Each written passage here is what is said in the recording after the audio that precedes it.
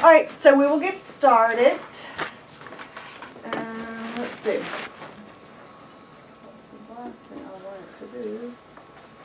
So what is the law? There's a lot of confusion regarding what exactly the law is. A lot of individuals think the law is for employers to offer coverage because so much information or so much of the information revolved around the employer mandate and how the employers had to provide coverage. Well, we've really gotten away from that, and we're now back to the real meat of the law, and that is for every individual to offer, or every individual must maintain minimum essential coverage or pay a non-taxable penalty. As well, there is a tax imposed to large employers. This is only imposed to large employers when eligible employees and dependents are not offered affordable or minimum value of coverage. And then those individuals go through the exchange and are eligible for a premium credit or cost sharing subsidy. So there are your three triggers right there. As an employer, if you are a large employer, you must offer affordable and minimum value of coverage. If you do that, then there's no penalty to be had. What's a large employer? And we're going to get into all of that. We'll talk about a large employer, we'll talk about what's affordable, we'll talk about minimum value. Now, you offer affordable and minimum value of coverage. Does that mean your employees have to take it? No. They don't have to take it, just like they don't have to take it now. And they can purchase an individual plan. That is fine. But you not offering it, or you not offering an affordable plan, and the individual takes an individual policy and gets a premium credit or subsidy, that's when the penalty will be triggered. So we'll talk about that a little bit more. January 1st, 2014, all American citizens are required to have or maintain coverage on themselves. Individuals who do not maintain coverage on themselves when they file their taxes in 2015 will have to pay a penalty first year of $95 or 1% of their taxable income. That $95 or 1% is the greater of. So you think an individual who would have to pay $95 is an individual who's making taxable income about $9,500 a year. So any individual making above $9,500 a year is going to pay more than $95. So that $95 fee looks really low and everyone says, I'm just going to pay $95. Reality of it is no one's going to pay $95. The penalty is going to be higher than that because it's going to end up being 1% of their taxable income. Now, individuals who have to maintain coverage on themselves must be U.S. citizens. They must not be incarcerated, and they must not be eligible for Medicaid. Also, there are a few other exemptions to this rule. Individuals who are members of a religious organization do not have to maintain coverage on themselves.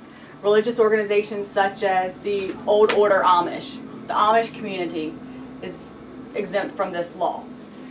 Incarcerated individuals don't have to maintain coverage on themselves. Individuals of Indian tribes don't have to maintain coverage on themselves. Individuals who fall below the federal poverty level do not have to maintain coverage on themselves. And individuals who are Medicaid eligible do not have to maintain coverage.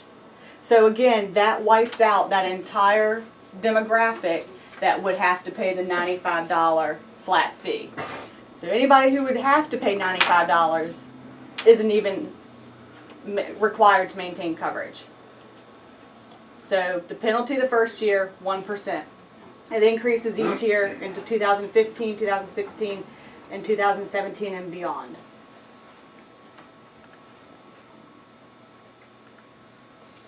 Dependents under the age of 18 will be taxed as well, and they will be taxed half of the flat dollar amount.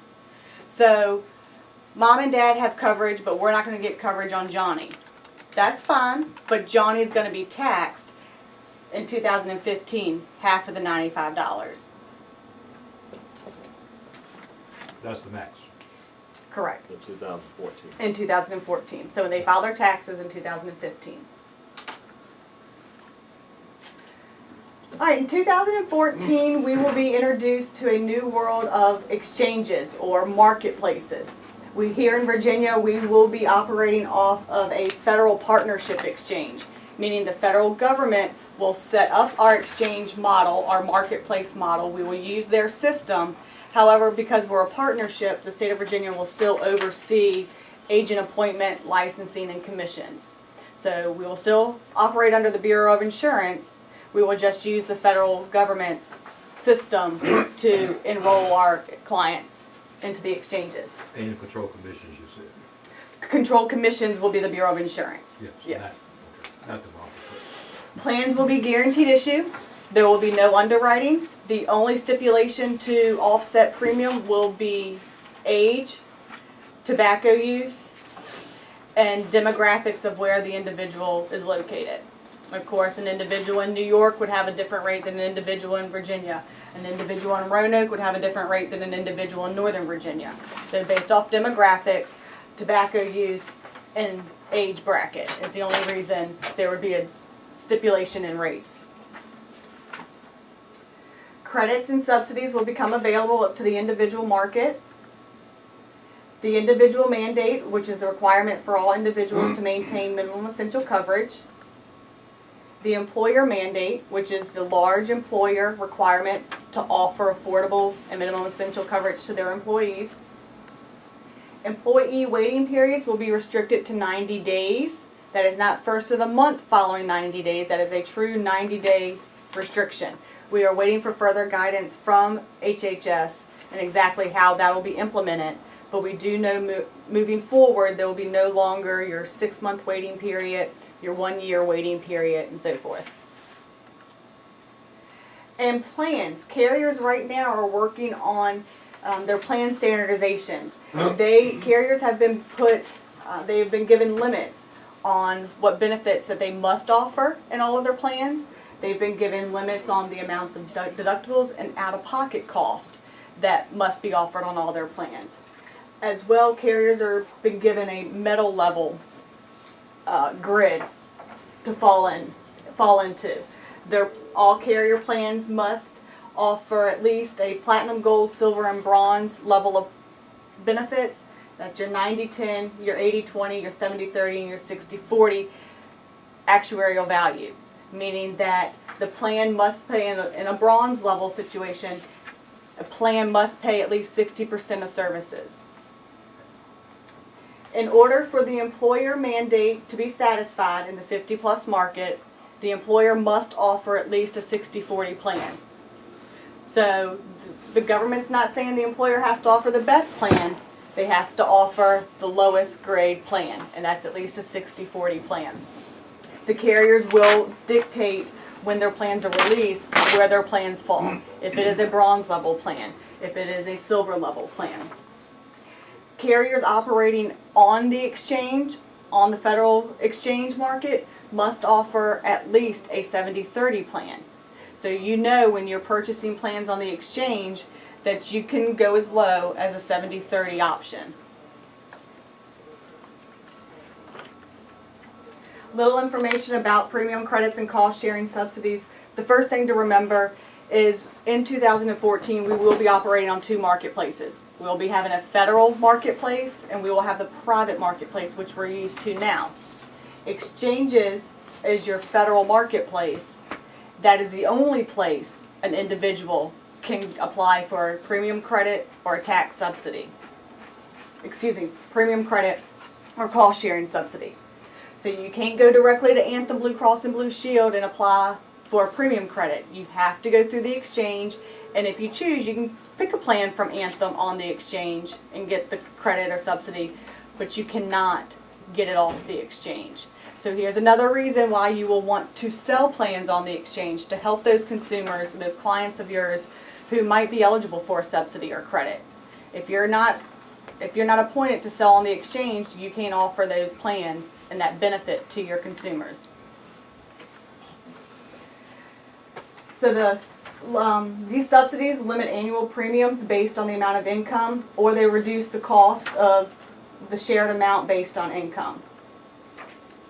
In order also for an individual to be eligible for these cost-sharing subsidies, they must not have access to affordable or minimum essential coverage through an employer. So as long as an individual does not have access to coverage through an employer and they meet the guidelines inside the federal poverty level, and we'll look at that in a minute, then they could be eligible for cost sharing subsidy or premium credit. Affordable, a monthly employee contribution for their single coverage must be less than 9.5% of their prior W-2 wages. We'll talk about that a little bit further. And minimum essential is bronze level.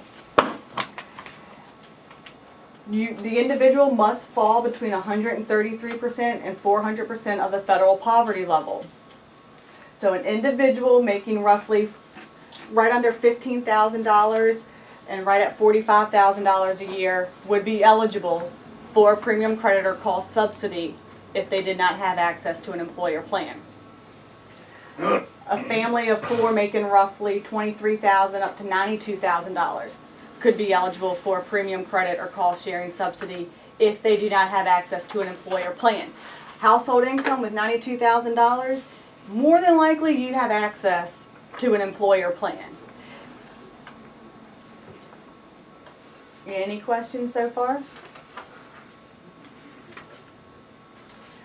Alright, so we'll get into now a little bit about what we can see on the group side, where that seems to be where a lot of the questions are from the employers in regards to the group market. The individual market, pretty cut and dry. You sell a plan like you currently do now. You might sell them on the exchange, give them a little premium credit cost sharing subsidy, or you sell them off the exchange if they wouldn't have qualified either way. So let's see. In 2014, we are an employer, and we have two different categories we can fall into. We can fall into a small employer that has 49 or less employees, or a large employer with 50 or more employees. A small employer has the option to offer plans through what's called a shop exchange. This is a small health options plan. This is a plan that's only available through the federal exchange or the federal marketplace.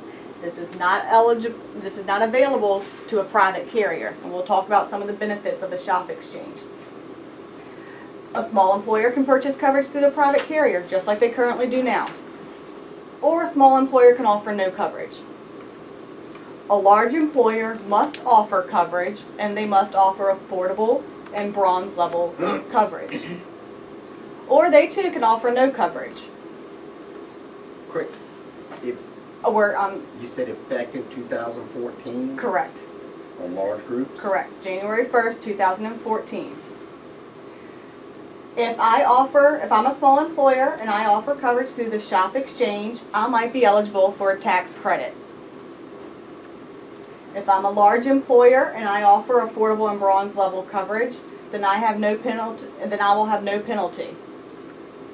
If I do not offer affordable or bronze, then I will have a penalty of $3,000 per employee receiving a credit or subsidy. And we'll talk about that a little further. Or if I say flat out I'm not offering coverage, then I will pay a penalty of $2,000 per full-time employee minus the first 30. It has a formula for that. Yes, and I'll show you that. So let's look at a small employer real quick, and we're going to look at a small employer who's going to offer coverage through the shop exchange, through the federal exchange. So what is this shop exchange? The shop exchange is an online administrative system that allows the employer to go online, put in his tax ID, he can upload his VEC, put in all his employer information. I'll get copies of it. Put in all his employer information, and then he could dictate right there on that administrative system how much he wants to contribute to each employee's premium a month. And then the employer's done. Then the employer steps out of the picture, tells all of his employees, here's the website, here's how you get to ABC Company's portal. Each employee at their own time, at home, or maybe their spouse does it, goes online, fills in their information, and then gets to choose all the plans that the employer has already pre-chosen to make available. Now the great thing and the cool part about the shop exchange is we're not just talking Anthem Blue Cross and Blue Shield, picking health keepers.